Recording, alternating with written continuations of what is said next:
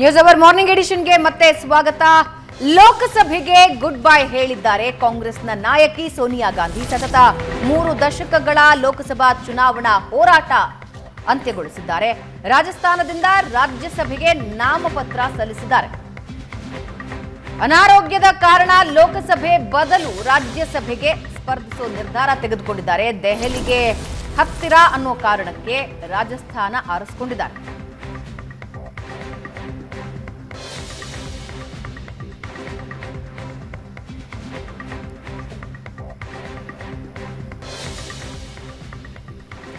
ಪ್ರಶಾಂತ್, ರಾಜಕೀಯವೇ ಇಷ್ಟ ಇಲ್ಲ ಅನ್ನೋ ನಿರ್ಧಾರದಿಂದ ನಡೆದು ಬಂದ ದಾರಿ, ಪಕ್ಷವನ್ನು ನಡೆಸಿದ ದಾರಿ, ಅಧಿಕಾರಕ್ಕೆ ಬಂದ ರೀತಿ, ಈಗ ರಾಜ್ಯಸಭೆಗೆ ಎಂಟ್ರಿ ಆಗೋದ್ರ ಮೂಲಕ ಲೋಕಸಭಾ ಚುನಾವಣಾ ಕಣದಿಂದ ಸೋನಿಯಾ ಗಾಂಧಿ ಹಿಂದೆ ಸರಿದಿದ್ದಾರೆ.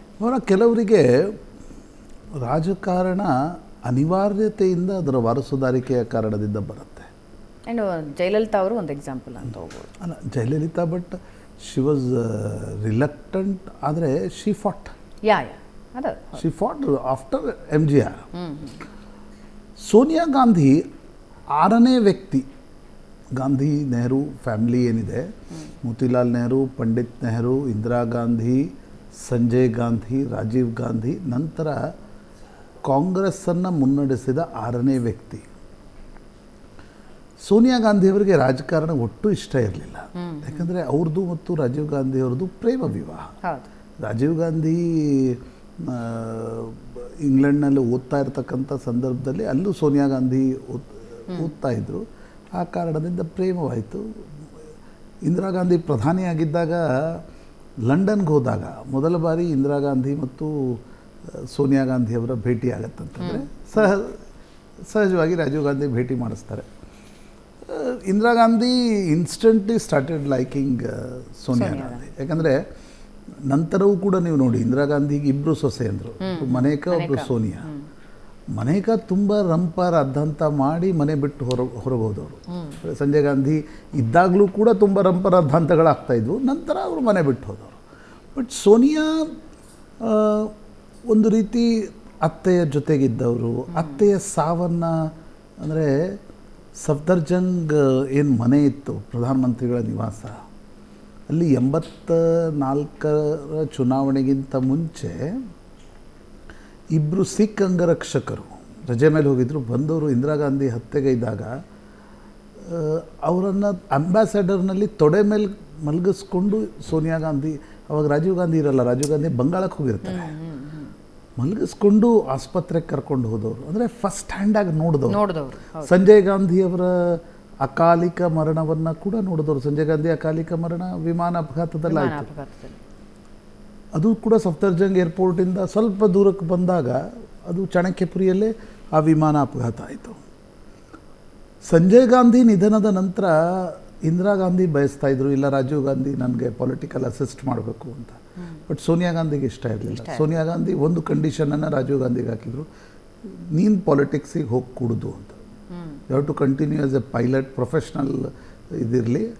ತುಂಬ ಸೋಷಿಯಲಿ ಶಿ ವಾಸ್ ಆ್ಯಕ್ಟಿವ್. ಆಗಲೂ ಕೂಡ ಹೇಳ್ತಾರೆ, ತವ್ಲಿನ್ ಸಿಂಗ್ ತನ್ನ ಒಂದು ಪುಸ್ತಕ ದರ್ಬಾರ್ ಅಂತಿದೆ, ಆ ಪುಸ್ತಕದಲ್ಲಿ ಸೋನಿಯಾ ರಾಜೀವ್ರ ಸೋಷಿಯಲ್ ಪಾರ್ಟೀಸ್ಗಳ ಬಗ್ಗೆ ತುಂಬ ಬರೀತಾರೆ. ಹೇಗೆ ಬೆರೀತಾ ಇದ್ರು, ಅಂದರೆ ಒಂದು ಆತಿಥ್ಯವನ್ನು ಕೊಡೋದು ಅವ್ರಿಗೆ ಇಷ್ಟ ಇತ್ತು, ಇವೆಲ್ಲವೂ ಕೂಡ ಅದರ ಬಗ್ಗೆ ಬರೀತಾರೆ.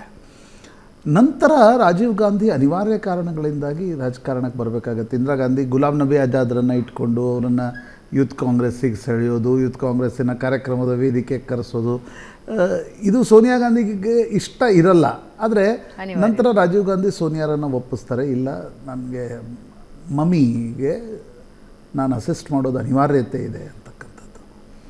ನಂತರ ಇಂದಿರಾ ಗಾಂಧಿ ಹತ್ಯೆಯಾದ ನಂತರ ರಾಜೀವ್ ಗಾಂಧಿ ಅನಿವಾರ್ಯವಾಗಿ, ಆಗಲೇ ಅವತ್ತೇ ಇಂದಿರಾ ಗಾಂಧಿ ಹತ್ಯೆ ಆಗತ್ತೆ, ಮಧ್ಯಾಹ್ನ ಸಂಜೆ ರಾತ್ರಿ 8 ಗಂಟೆ 9 ಗಂಟೆಗೆ ರಾಜೀವ್ ಗಾಂಧಿ ಪ್ರಮಾಣ ವಚನ ತೆಗೆದುಕೊಳ್ತಾರೆ ಪ್ರಧಾನಮಂತ್ರಿಯಾಗಿ. ದೊಡ್ಡ ಪ್ರಮಾಣದಲ್ಲಿ ಚುನಾವಣೆ ಗೆಲ್ತಾರೆ, ಮತ್ತು ಪ್ರಧಾನಮಂತ್ರಿ ಆಗ್ತಾರೆ. ಆಗ ಸೋನಿಯಾ ಗಾಂಧಿ ಬೇಡ ಅಂದರೂ ಕೂಡ ಅವ್ರಿಗೆ ಸೋಷಿಯಲಿ ಪೊಲಿಟಿಕಲಿ, ಆಗ ಒಂದು ರಾಜೀವ್ ಗಾಂಧಿ ವೇದಿಕೆ ಮೇಲೆ ತನ್ನ ಪತ್ತಿಯನ್ನು ಕೂಡ ಕರ್ಕೊಂಡು ಹೋಗ್ತಾಯಿದ್ರು. ಮೇ ಬಿ ಜೊತೆಗೆ ಟೈಮ್ ಸ್ಪೆಂಡ್ ಮಾಡುವ ಅನಿವಾರ್ಯತೆ ಕೂಡ ಇರುತ್ತೆ ರಾಜಕಾರಣದಲ್ಲಿರ್ತಕ್ಕಂಥವ್ರಿಗೆ. ಹೀಗಾಗಿ ರಾಜೀವ್ ಗಾಂಧಿ ಅವರನ್ನು ಕರ್ಕೊಂಡು ಹೋಗ್ತಾಯಿದ್ರು. ನಿಧಾನವಾಗಿ ಸೋನಿಯಾ ಗಾಂಧಿ ಅದೊಂದು ಇರುತ್ತಲ್ವ. ಈಗ ಒಬ್ಬ ಗಂಡ ಪ್ರಧಾನಮಂತ್ರಿ ಆದಾಗ ಮನೆಯವರು ಕೂಡ ಕೆಲವು ಜವಾಬ್ದಾರಿಗಳನ್ನು ನಿರ್ವಹಿಸಬೇಕಾಗತ್ತೆ, ಅದನ್ನು ಆತಿಥ್ಯಗಳನ್ನು ನಿರ್ವಹಿಸಬೇಕಾಗತ್ತೆ, ಅದನ್ನು ಮಾಡ್ತಾಯಿದ್ರು. ರಾಜೀವ್ ಗಾಂಧಿ ಹತ್ಯೆ ಆಯಿತು. ಆ ದಿನ ನನಗನ್ಸುತ್ತೆ ಸೋನಿಯಾ ಪೆರಂಬತ್ತೂರಿನಲ್ಲಿ ರಾತ್ರಿ 10-10ವರೆಗೆ ಏನು ಹತ್ಯೆ ಆಗುತ್ತೆ, ಬೆಳಿಗ್ಗೆ ವಿಮಾನದಲ್ಲಿ ಅವರು ಚೆನ್ನೈಗೆ ಹೋಗ್ತಾರೆ. ಆದರೆ ಆ ದಿನ ಅತ್ಯಂತ ಕೆಟ್ಟ ದಿನ ನನ್ನ ಜೀವನದಲ್ಲಿ. ಯಾಕಂದರೆ ಇಬ್ಬರು ಮಕ್ಕಳು ಚಿಕ್ಕವರು ಇರ್ತಾರೆ, ರಾಹುಲ್ ಮತ್ತು ಪ್ರಿಯಾಂಕಾ. ಅವ್ರನ್ನ ಕರ್ಕೊಂಡು ಸೋನಿಯಾ ಹೋಗಿ ಆ ಪಾರ್ಥಿವವನ್ನು ನೋಡಿ ನಂತರ ಅದನ್ನು ತೆಗೆದುಕೊಂಡು ಬಂದು ನಂತರ ಕಾಂಗ್ರೆಸ್ಸಿಗರು ಕೇಳ್ತಾರೆ, ನೀವು AICC ಅಧ್ಯಕ್ಷ ಸ್ಥಾನವನ್ನು ನಿರ್ವಹಿಸಬೇಕು. ಸೋನಿಯಾ ಹೇಳ್ತಾರೆ, ನಾನು ನಿರ್ವಹಿಸಲ್ಲ, ನಾನು ಮೈದುನನ ಸಾವು ನಂತರ ಅತ್ತೆ ಮತ್ತು ಗಂಡನ ಹತ್ಯೆಯನ್ನು ಕಣ್ಣಾರೆ ಕಂಡಿದ್ದೀನಿ, ಹಾಗಾಗಿ ನಾನು ಅದನ್ನು ನಿರ್ವಹಿಸ್ಲಿಕ್ಕೆ ಸಾಧ್ಯ ಆಗೋಲ್ಲ ಅನ್ನೋದನ್ನು ಸೋನಿಯಾ ಗಾಂಧಿ ಹೇಳ್ತಾರೆ. PV ನರಸಿಂಹರಾವ್ ಪ್ರಧಾನಮಂತ್ರಿ ಆಗ್ತಾರೆ. One side of the story is Sonia Gandhi hated PV Narasimha Rao. That is one side of the story. Another side of the story also PV Narasimha Rao, Sonia Gandhi ಕುಟುಂಬ ಒಟ್ಟು ಪಾಲಿಟಿಕ್ಸಿಗೆ ಬರಬಾರ್ದು ಅನ್ನುವ ಕಾರಣಕ್ಕೋಸ್ಕರ ಕೊಡಬಾರದ ಕಾಟವನ್ನು ಕೊಡ್ತಾರೆ. ಅದು ಒಂದು ಸೈಡ್ ಆಫ್ ಸ್ಟೋರಿ ಇದೆ. ಅದು ನೀವು ಕಾಂಗ್ರೆಸ್ಸಿಗರ ಹತ್ತಿರ ಇದ್ದವ್ರಿಗೆ ಯಾರಿಗಾದರೂ ಕೇಳಿ ಆ ಸ್ಟೋರಿ ಹೇಗೆ ನಿಭಾಯಿಸ್ತದೆ. ಇವತ್ತದು ಪ್ರಸ್ತುತ ಅಲ್ಲ, ನಾನು ಹೇಳಲ್ಲ. ನಂತರ ಸೀತಾರಾಮ್ ಕೇಸರಿ ಆದಾಗ ಇನ್ನೇನು ಕಾಂಗ್ರೆಸ್ಸನ್ನು ಯಾರೂ ನಿರ್ವಹಿಸ್ಲಿಕ್ಕೆ ಆಗಲ್ಲ ಅಂದಾಗ ಸೋನಿಯಾ ಗಾಂಧಿ ಅನಿವಾರ್ಯವಾಗಿ ಪಾರ್ಟಿಗೆ ಬರ್ತಾರೆ. 98ರಲ್ಲಿ ಸೋನಿಯಾ ಗಾಂಧಿ ಬಂದಾಗ ಅನೇಕರಿಗೆ ಅನ್ಸುತ್ತೆ ವಿದೇಶದಿಂದ ಬಂದಿರತಕ್ಕಂಥ ಮಹಿಳೆ ಈಕೆ ಏನು ಕಾಂಗ್ರೆಸ್ಸನ್ನು ನಿಭಾಯಿಸ್ತಾಳೆ, ಯಾಕಂದರೆ ಕಾಂಗ್ರೆಸ್ ಒಂದು ಸಮುದ್ರ ರೀ ಅದು. 99ರಲ್ಲಿ ಸೋನಿಯಾ ಗಾಂಧಿ ರಾಯ್ಬರೇಲಿಯಿಂದ ಸ್ಪರ್ಧಿಸ್ಲಿಕ್ಕೆ ಶುರು ಮಾಡ್ತಾರೆ. 5 ವರ್ಷದಲ್ಲಿ 2004ರಲ್ಲಿ ಸಣ್ಣ ಪಕ್ಷಗಳನ್ನು ಒಟ್ಟಿಗೆ ತಂದು, ಯಾಕಂದರೆ ಕಾಂಗ್ರೆಸ್ ಅಲ್ಲಿಯವರೆಗೆ ಸಮ್ಮಿಶ್ರ ಅಂತಕ್ಕಂಥ ಪದವೇ ಕಾಂಗ್ರೆಸ್ಗೆ ಇಷ್ಟ ಇರಲ್ಲ. ಇವತ್ತು BJPಯವರು ಸಮ್ಮಿಶ್ರ ಮಾಡ್ತಾರ, ಎಲ್ಲಾದರೂ ಮಾಡಲ್ಲ. ಹಾಗೆ ಕಾಂಗ್ರೆಸ್ನವ್ರು ಮಾಡ್ತಾ ಇರಲಿಲ್ಲ. ಸಣ್ಣ ಪಕ್ಷಗಳನ್ನು ತಂದು UPA ಕಟ್ಟಿ, ವಾಜಪೇಯಿ, ಪ್ರಮೋದ್ ಮಹಾಜನ್, ಲಾಲ್ ಕೃಷ್ಣ ಅಡ್ವಾಣಿ ಅವರನ್ನು ಪೊಲಿಟಿಕಲ್ ಫೈಟ್ ಮಾಡಿ 2004ರಲ್ಲಿ ಅಧಿಕಾರಕ್ಕೆ ತರ್ತಾರೆ. ಆಗ ಉಮಾಭಾರತಿ ಮತ್ತು ಸುಷ್ಮಾ ಸ್ವರಾಜ್ ನಾವು ತಲೆ ಉಳಿಸ್ಕೊಂಡು ಬಿಡ್ತೀವಿ ಅಂತ ಹೇಳ್ತಾರೆ, ವಿದೇಶ ಮಹಿಳೆ ಅನ್ನೋ ಕಾರಣಕ್ಕೋಸ್ಕರ. ಸೊ ಸೋನಿಯಾ ಪ್ರಧಾನಮಂತ್ರಿ ಸ್ಥಾನವನ್ನು ಒಪ್ಪಲಿಕ್ಕೆ ಸಾಧ್ಯ ಆಗಲ್ಲ ಅನ್ನುವ ಪರಿಸ್ಥಿತಿ ಬಂದಾಗ ಮನಮೋಹನ್ ಸಿಂಗ್ರನ್ನು ಹುಡುಕ್ತಾರೆ. ನೋಡಿ, ಸೋನಿಯಾ ಮಾಡಿರ್ತಕ್ಕಂಥ ಅಂದರೆ ಕಾಂಗ್ರೆಸ್ನ ದೃಷ್ಟಿಯಿಂದ ಕಾಂಗ್ರೆಸ್ಸನ್ನು ಮತ್ತೊಂದಿಷ್ಟು ಕಾಲ ಜೀವಂತವಾಗಿಟ್ಟ ಕೀರ್ತಿ ಸೋನಿಯಾ ಗಾಂಧಿದು ನಿಶ್ಚಿತವಾಗಿ ಸಲ್ಲುತ್ತೆ. ಆದರೆ ಅಡ್ಮಿನಿಸ್ಟ್ರೇಷನ್ ದೃಷ್ಟಿಯಿಂದ national advisory council, social security ಸ್ಕೀಮ್ಸ್ಗಳನ್ನು ತರ್ತಾರೆ. ಅದರ ಒಂದು ಡೆವಲಪ್ಮೆಂಟ್ ಅಜೆಂಡಾ ದೃಷ್ಟಿಯಿಂದ ಕೆಲಸ ಮಾಡಲಿಕ್ಕೆ ಸಾಧ್ಯ ಆಗಲ್ಲ. ಹಗರಣಗಳ ಮೇಲೆ ಹಗರಣಗಳು, ಯಾಕಂದರೆ ಡ್ಯುಯಲ್ ಅಥಾರಿಟಿಯಲ್ಲಿ ಹಗರಣಗಳು ಸರ್ವೇ ಸಾಮಾನ್ಯ. ಒಂದು ಕಡೆ ಮನಮೋಹನ್ ಸಿಂಗ್, ಒಂದು ಕಡೆ ಸೋನಿಯಾ ಗಾಂಧಿ, ಆ ಹಗರಣಗಳು. ತದನಂತರ ಕಳೆದ 10 ವರ್ಷಗಳಲ್ಲಿ ಕಾಂಗ್ರೆಸ್ನ ಶಿಥಿಲತೆಯನ್ನು ಕೂಡ ಸೋನಿಯಾ ಗಾಂಧಿ ನೋಡ್ತಾರೆ. ಆದರೆ ಅನಾರೋಗ್ಯದ ಕಾರಣದಿಂದ ಸೋನಿಯಾ ಇವತ್ತು ಲೋಕಸಭೆಗೆ ಸ್ಪರ್ಧಿಸ್ಲಿಕ್ಕೆ ಆಗಲ್ಲ ಅನ್ನುವ ಕಾರಣಕ್ಕೋಸ್ಕರ ರಾಜ್ಯಸಭೆಗೆ ಬರ್ತಾ ಇದ್ದಾರೆ.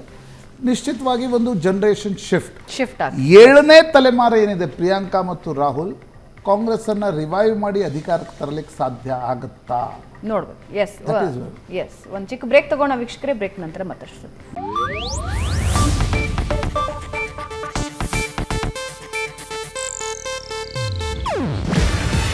ಇದು ಏಷ್ಯಾನೆಟ್ ನ್ಯೂಸ್ ನೆಟ್ವರ್ಕ್ ಪ್ರಸ್ತುತಿ. ನೀವು ನೋಡ್ತಿದ್ದೀರಾ ಏಷ್ಯಾನೆಟ್ ಸುವರ್ಣ ನ್ಯೂಸ್.